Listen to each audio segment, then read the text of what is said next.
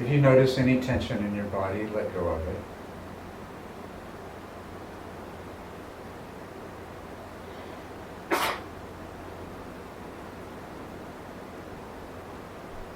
If you notice any little adjustment you need to make in your posture, go ahead and do it now.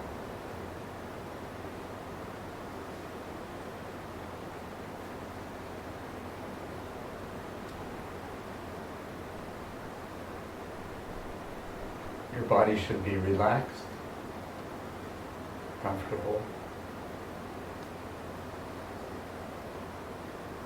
There's a pleasantness in the sensations of the body. There's a pleasantness in the stillness.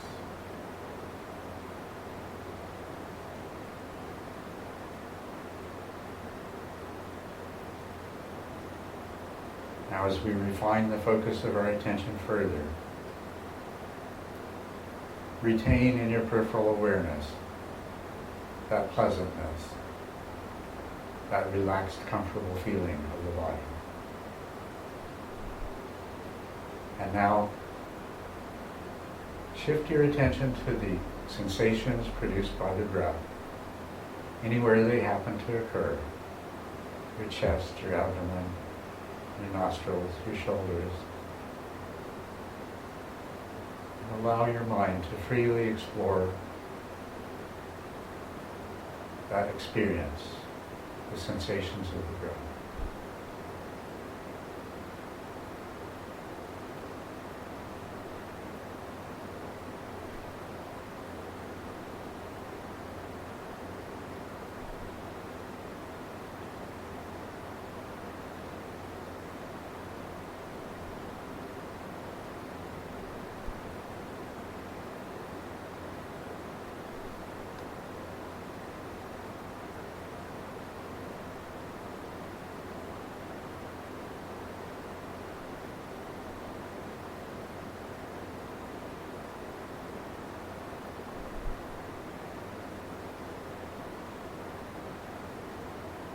Take a moment to experience in particular the sensations of the breath in the area of the abdomen as the surface of the abdomen rises and falls.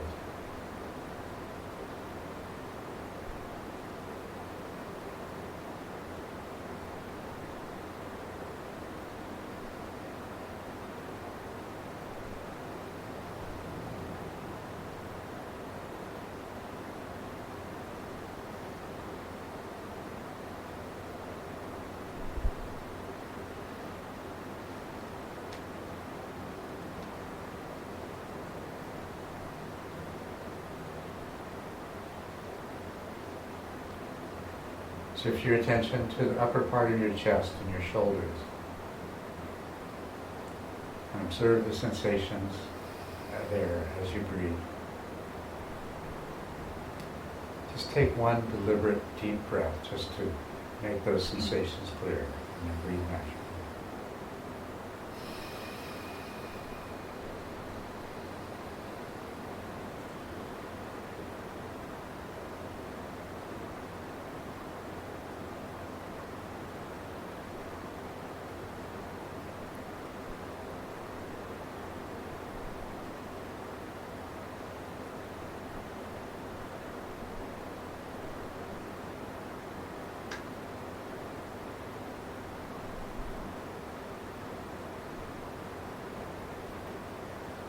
And now bring your attention to that place around your nostrils where you can feel the air entering and leaving your body.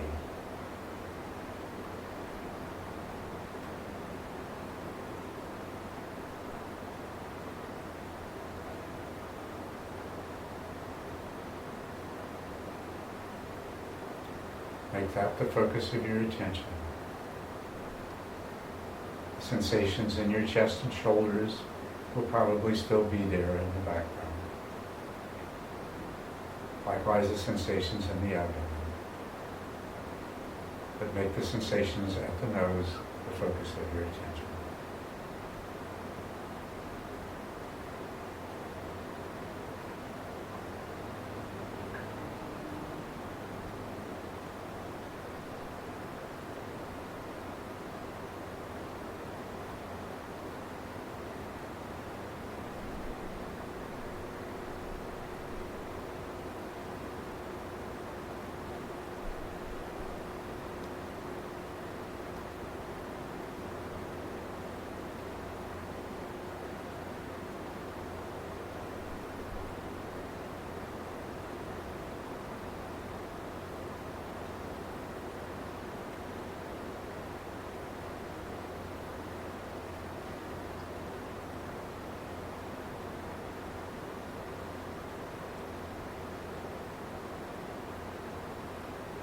And in the background of your awareness, there should still be an awareness of your entire body, with that relaxed, comfortable feeling of stillness that you noticed earlier.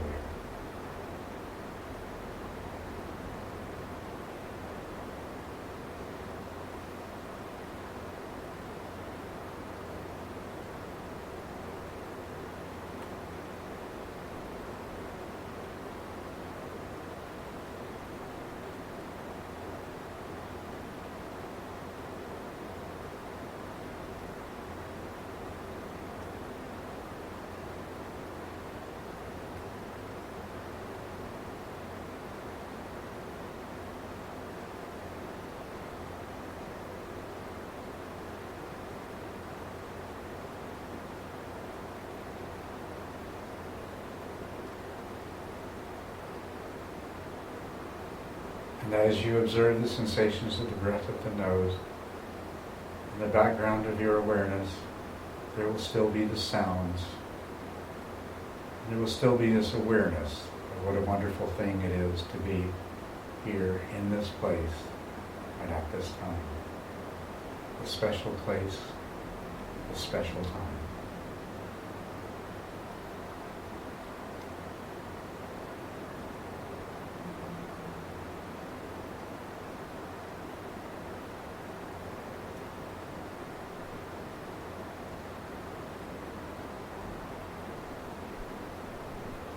You're not trying to shut anything out.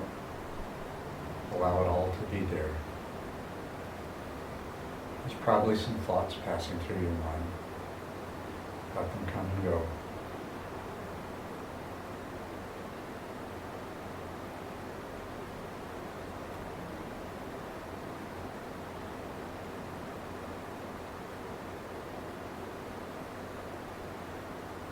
Let it all be there as your attention rests on the sensations of the breath. And as you follow those sensations through one in-breath and an out-breath and then the next.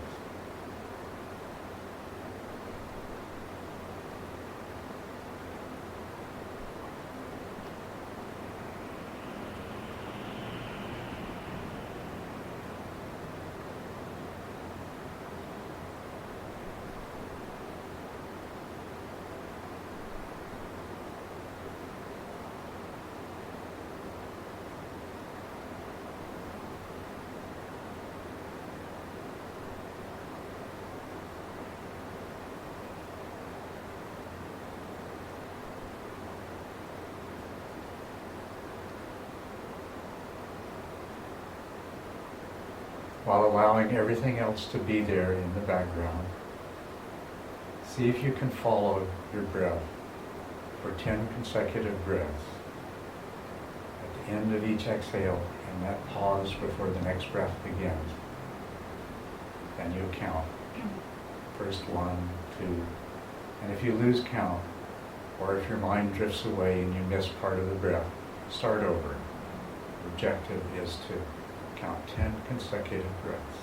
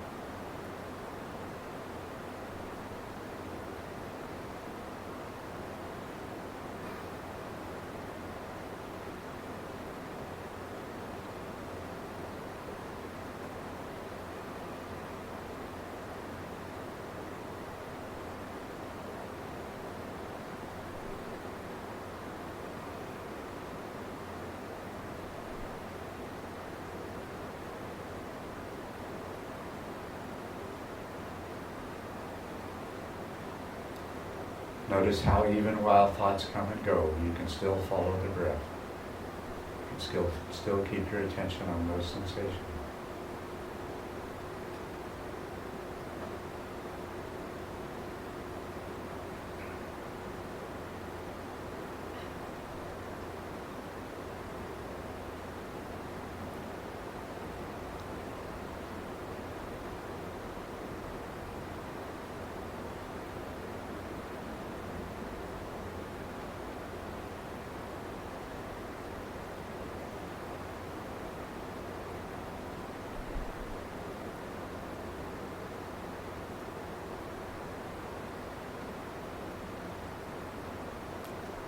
Notice how even with all of the other sounds and body sensations present in the background, you can still keep your attention focused on the breath.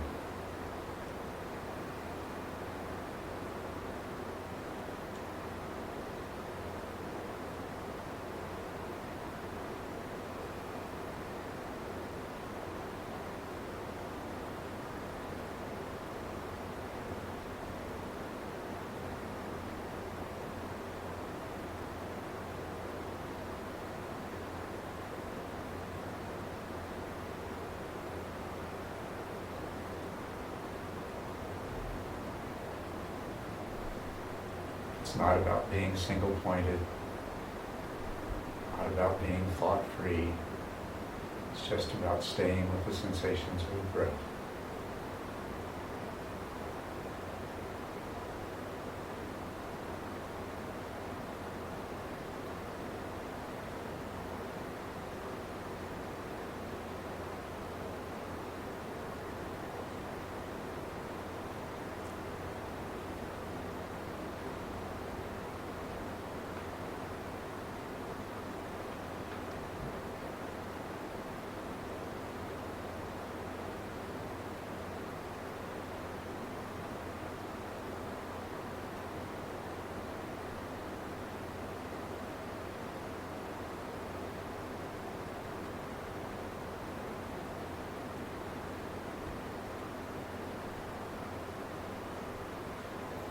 You might notice there's a certain satisfaction, a pleasure in simply being able to stay with the breath.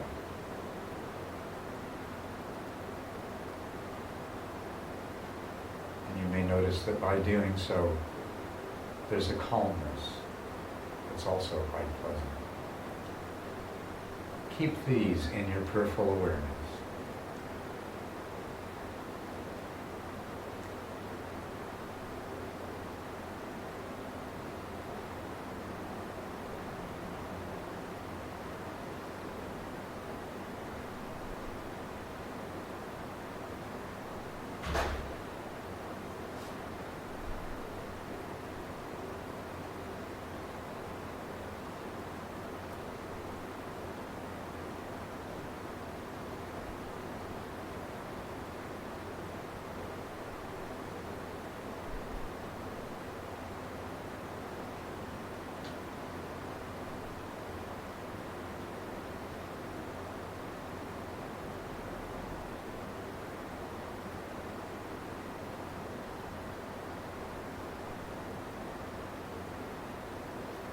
Let a small, gentle smile form on your lips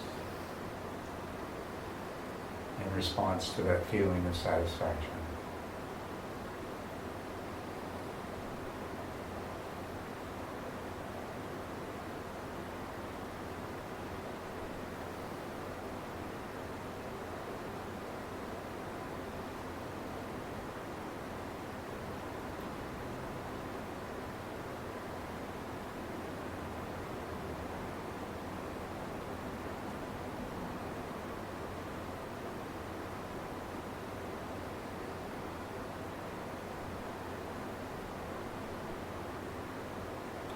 Cease counting, just continue to follow the breath.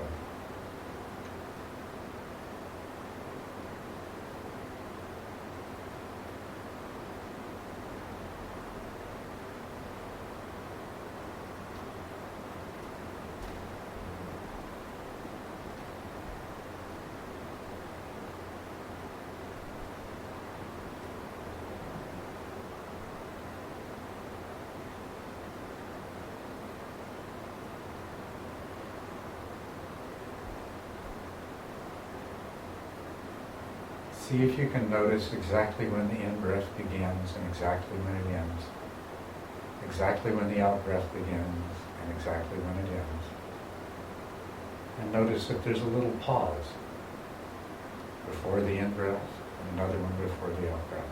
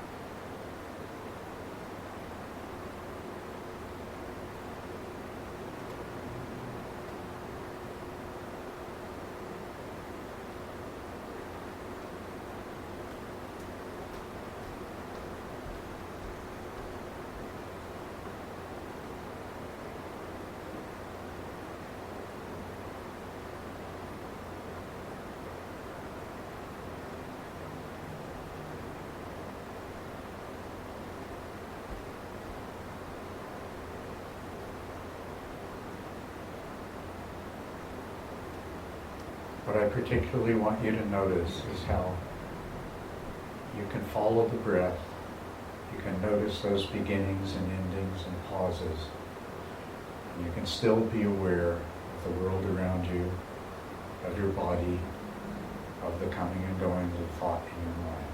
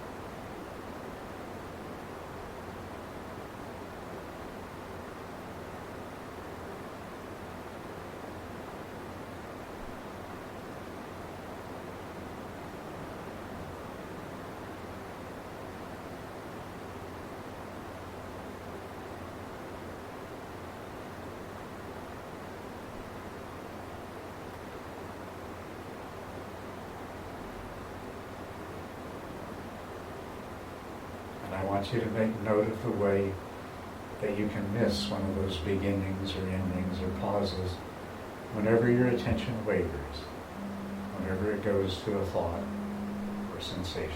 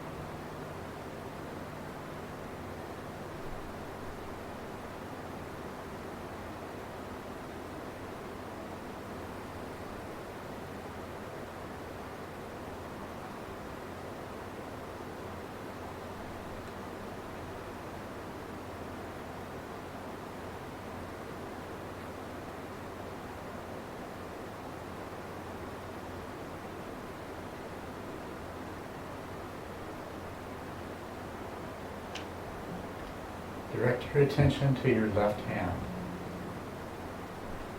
Feel all of the sensations that are present in your left hand.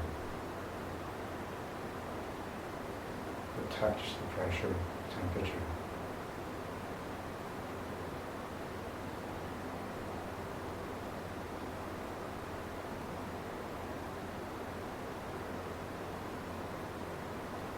All of the detailed sensations that you were not aware of when you were following the breath.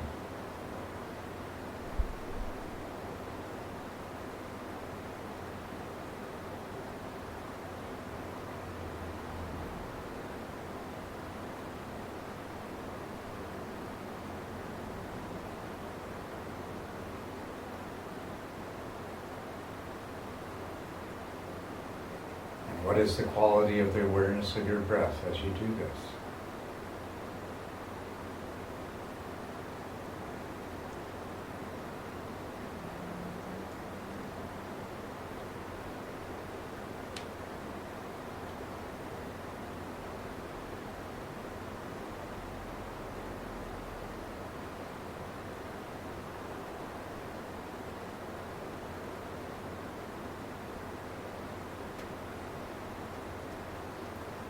Shift your attention to the sensations in your right foot without losing awareness of the sensations in your left hand.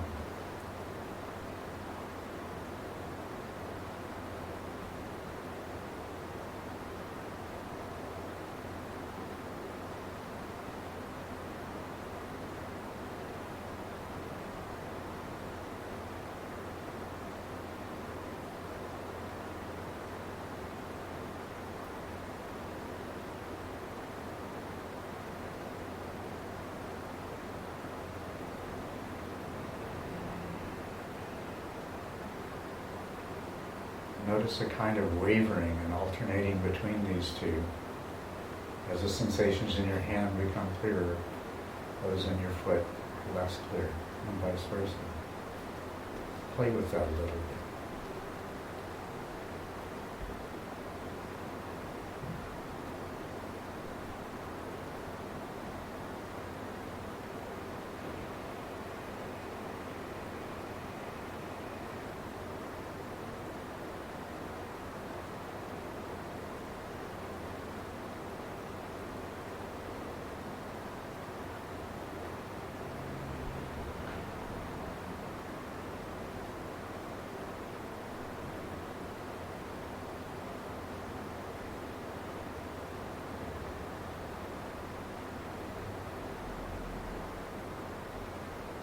Now see if you can find a balance point where you're equally aware of both your hand and your foot.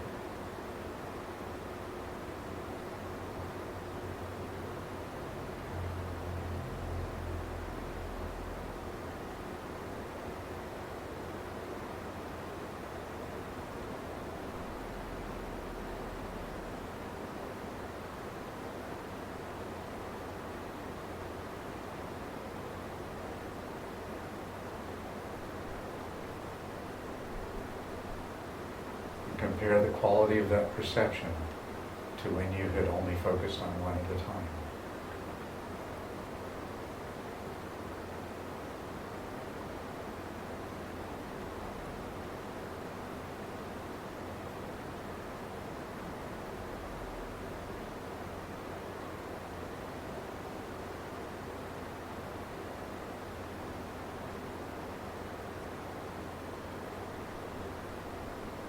Now bring your attention back to the sensations of the breath at the nose.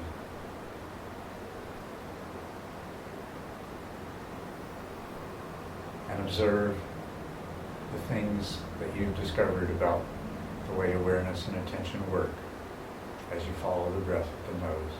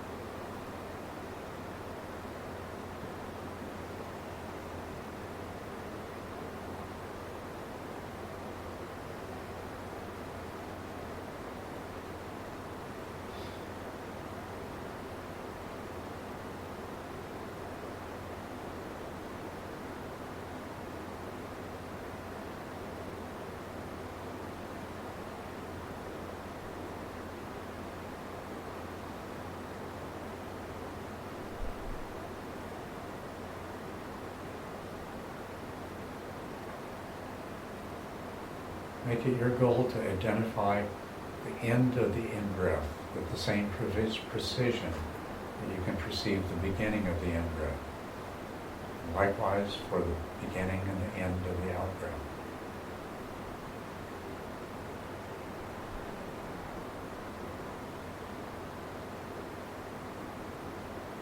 Let this task engage your mind to help you remain stably focused.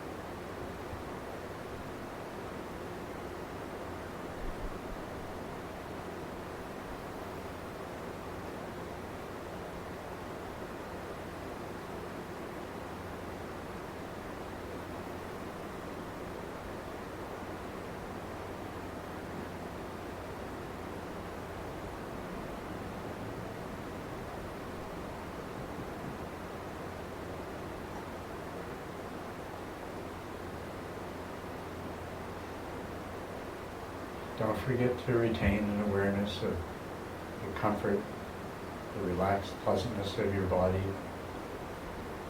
pleasure and satisfaction in your mind of being able to follow the breath.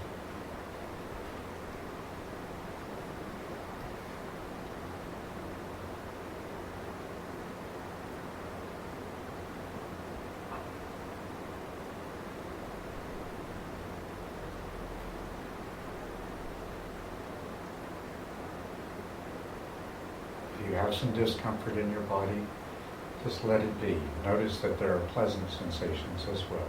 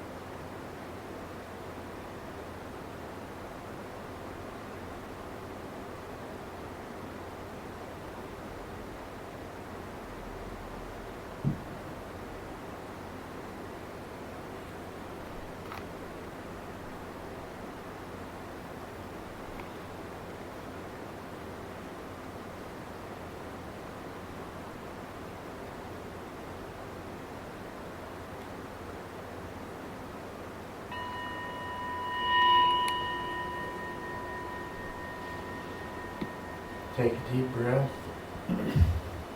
Gradually open your eyes.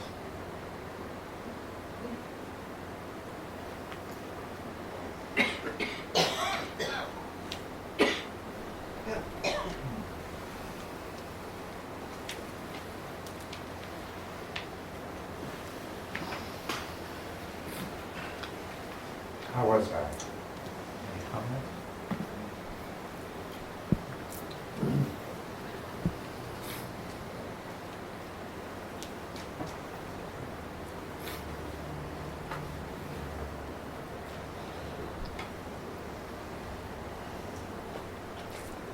So, in the periods when I didn't say anything, you may have experienced some forgetting and mind wandering. And if you did, you knew what to do, right? Did you know what to do? You feel good about realizing that that's what was happening. You gently bring your attention back. What will happen is the periods of mind wandering will get shorter and less frequent. And eventually it won't happen. Forgetting will still happen. But mind wandering will become much less common. There's another way of dealing with forgetting that I haven't talked to you about yet. But what I want to tell you is, to the degree that you feel annoyance or disappointment, dissatisfaction, or judge yourself for the mind wandering that happens, it's probably going to take longer before you get to that place where it doesn't happen.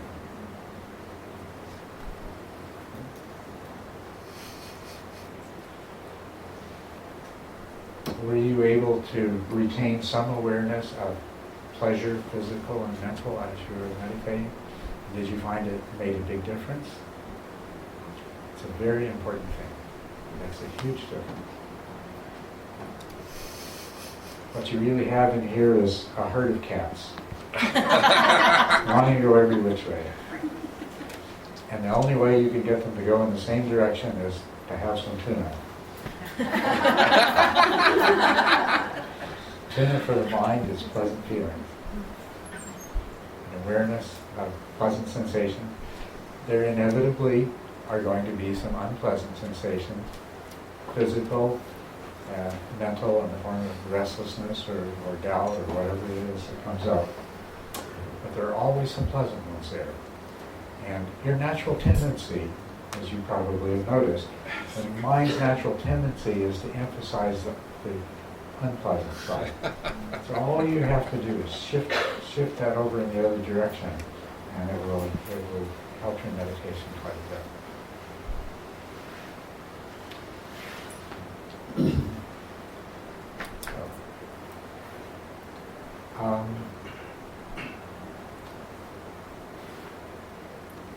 I'd like to teach you how to do walking meditation.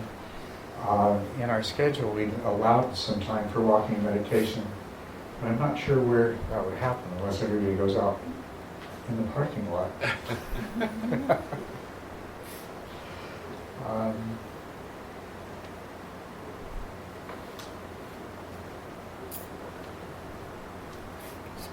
Sometimes when I do laps around the building. Do laps around the building? Well, let me at least introduce you to the method, and we'll figure out some way that you can at least try it out a bit. First of all, I'd like you to realize that anything that you can accomplish in a sitting practice, you can accomplish in walking meditation. It's far more powerful than most people realize. And it's very much an underutilized method. With sitting practice, it's easier to develop the focused, stable attention. If that was your only practice, you're going to develop stable, focused attention more easily, and it's going to be a little more difficult in increasing the power of your mindful awareness, keeping that awareness sharp and clear. Walking meditation, as I say, you can do anything in one form of meditation you can in the other. But in the walking meditation, it is more conducive to maintaining that peripheral awareness while at the same time your mind is staying anchored and still. And so I would highly encourage you to make part of your regular practice to do walking meditation. It can be done in a variety of ways, different circumstances. Sorry to interrupt, Master Yates. I was wondering if I could invite the people who came in late to come closer if they want to. Oh yes, for sure. If anybody came in later, there's plenty of more seats up closer, so please feel free to come in closer so you don't have to be sitting out in the back. There are empty chairs, and if there are more cushions, yeah. There's empty chairs and empty cushions, so whichever you would like, if you'd like to come closer. Thank you.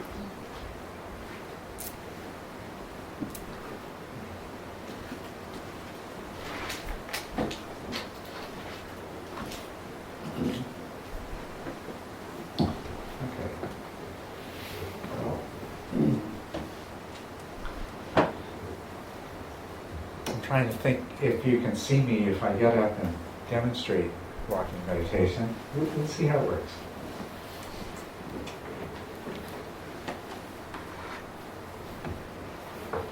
I have to adjust all of my paraphernalia.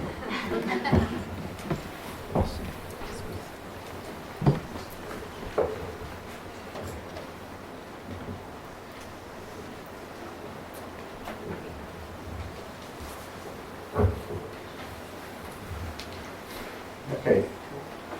First of all, with walking meditation, what you can do is just simply to be present, as we did with the sitting meditation.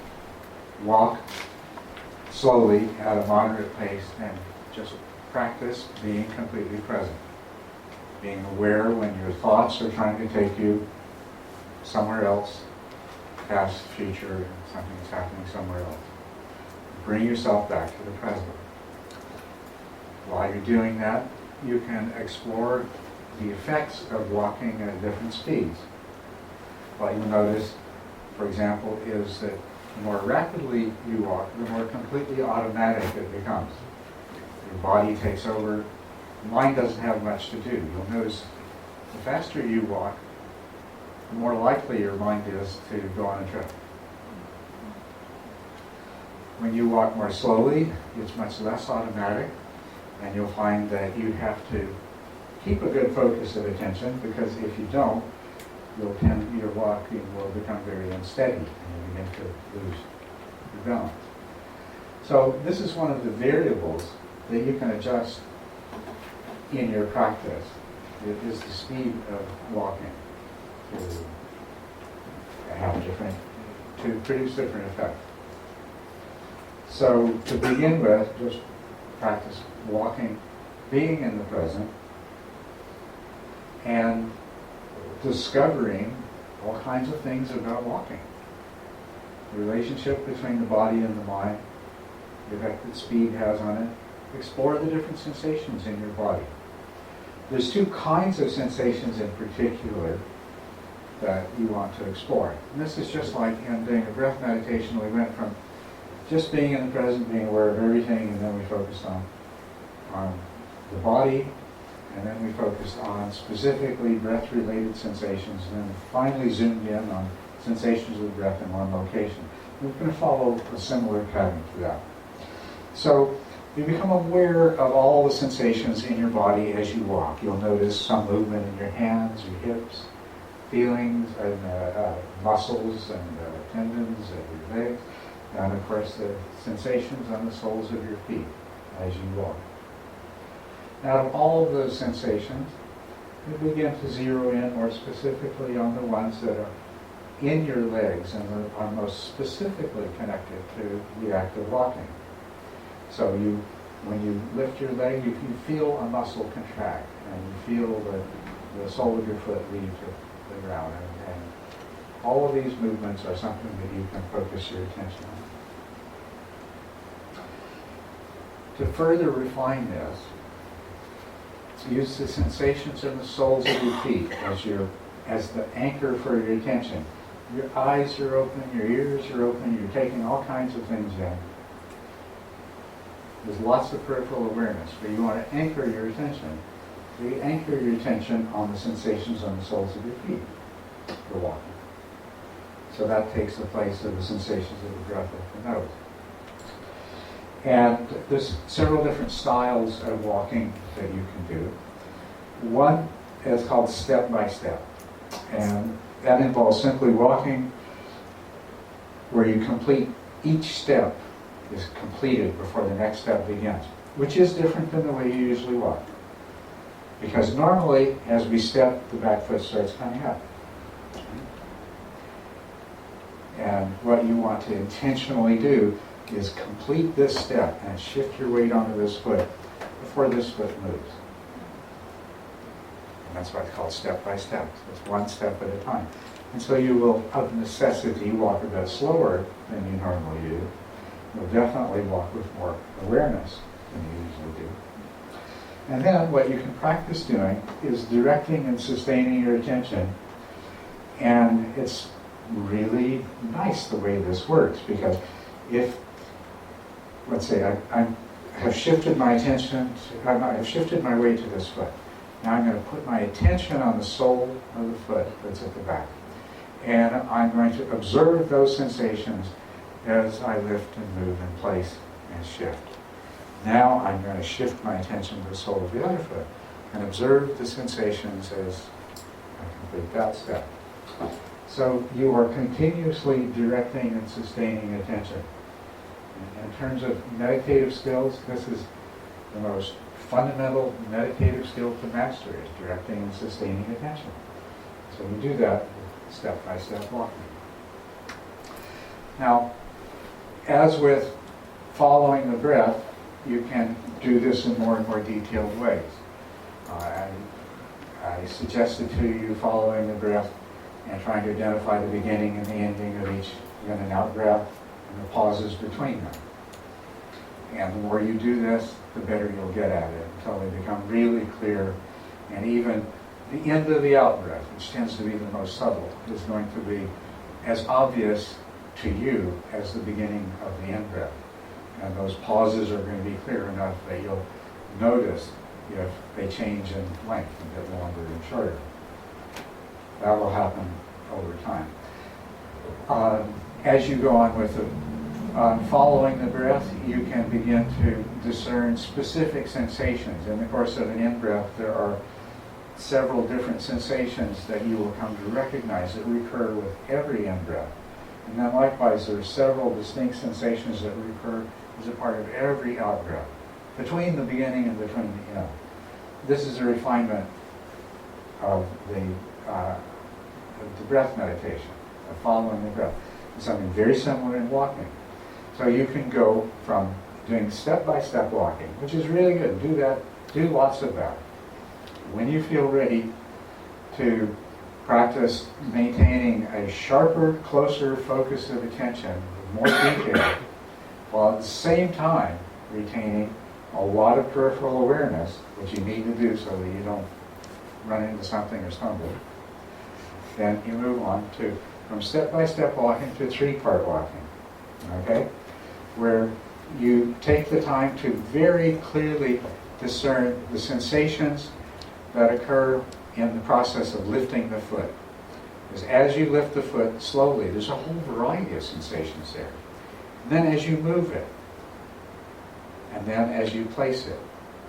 And so this allows you to practice much sharper attention and more taking in more detail and doing it without losing the larger awareness.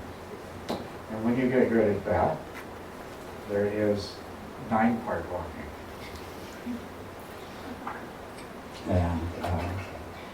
And don't bother doing this until you feel like you're really ready. But when you're ready, it's absolutely wonderful. At a retreat, when I was taught this in the daily meditation interviews, my teacher said to me one day, tomorrow I want you to come back and describe in detail all of the sensations that you consistently experience in all 9 parts of each step. And that totally preoccupied my attention for the next 24 hours. But it was wonderful. It moved me to a whole new level of perceptual clarity and awareness and focus. But the way that works is when you've been doing the 3-part walking, you find that each of those 3 parts can in turn be divided into 3. So the lifting, you can find 3 parts to it. Now this is arbitrary, how you'll divide that, but I'll tell you how I divide it. Okay. When I lift the heel and the outer edge of my foot, that's the first division. When the ball of my foot comes up, that's the second division. And then when my toes leave the ground, that's the third division. And then, with the moving, of course, is the lifting and the moving and the lowering. So there's 3 phases there. And it may seem to you that, with your attention on the soles of your feet, that there wouldn't be any difference in the sensations between while your foot is going up in the air, while it's going forward in the air, and while it's going down in the air. But if you start looking at it, you'll discover there are different sensations. It does feel different. And then as far as the placing phase goes, the 3 parts that I divide that into are usually, if you're doing this method, you'll be walking slowly. And when I'm walking slowly, the tendency is, instead of a heel strike, it's the front part of my foot that goes down first. So that's the first part. The rest of my foot's the second part. And then when I shift my weight, that's the third part. So that's how I divide that. You divide it up according to what is clearest and most natural for you. But then, and that's the 9-part walking. And that will keep you busy for a while. But then when you're ready, you see if you can, in each of those 9 parts, discern 3 distinct sensations that recur every time. Your mind will be so sharp when you do this. It's absolutely wonderful. So that's the basics of walking meditation. So start out walking slowly, experimenting with the speed, just trying to be present. And whenever your mind goes somewhere else, you bring it back to the present. In walking meditation, as you go to the more sophisticated methods, you'll find that by comparison with sitting meditation, it is easier to recognize when a thought is starting to carry you away, and it's easier to come back to the present. Because there is so much sensory involvement, and all sensations only happen in the present moment, right?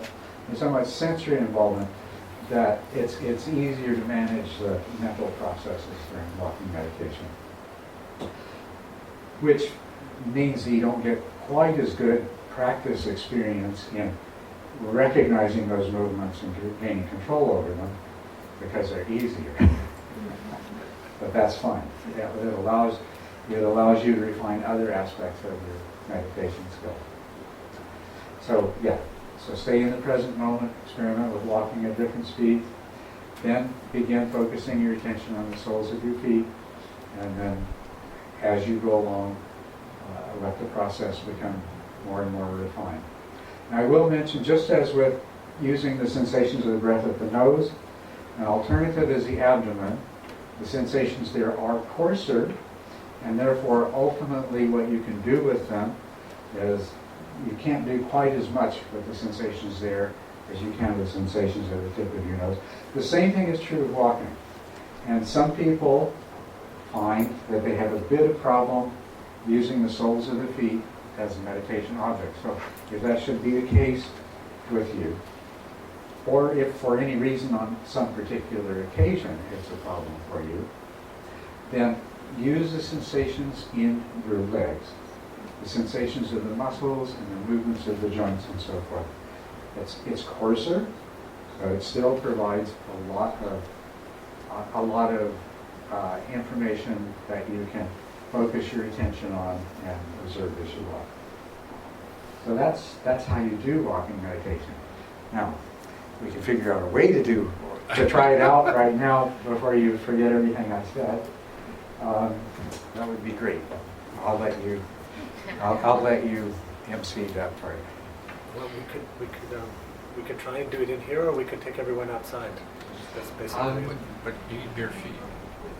Well, there is some room to walk inside here, and there is room outside. So maybe we'll just let people Pick. choose what they want. Okay. Yeah, you can choose whichever. Yes. Do you recommend to start doing it inside so you could be barefoot? No, actually, there's nothing wrong with doing walking meditation inside, but even from the very beginning, the best place to do walking meditation is outside. And footwear is not an important thing, whether you have it or what kind you have, except that if you wear sandals, it gives you a lot more sensitivity than if you wear hiking boots. But outside, because there's so much to see and hear and feel, and you go from sun to shade, and breezes come and go, and things like that, it's a much richer environment. And that's a whole aspect of walking meditation I didn't really get into. Yeah. I was just curious about, do you continue to walk forward ahead? Because I was taught that you do it in a 10-foot area, and you choose an area of 10 feet, and then you walk to the end and turn around and go back. And so I didn't know if you were talking about continuing on. You can do that, but you don't need to do that. You know, and there's all kinds of places you can walk, at least if you don't mind other people thinking you're a bit weird for walking so slow. You can walk around a park. But, you know, if you have a nice place in your backyard, you can just walk back and forth in your backyard. It doesn't matter. When you're doing a very, very focused practice, then the variety of the environment doesn't matter as much. So if you were doing 9-part walking and trying to discern subtle sensations and things like that, you might want to, you know, just walking back and forth in a room or walking back and forth in 10 or 15 feet would probably be quite adequate for that. But my preference is outdoor walking where you have a fairly large space to move around.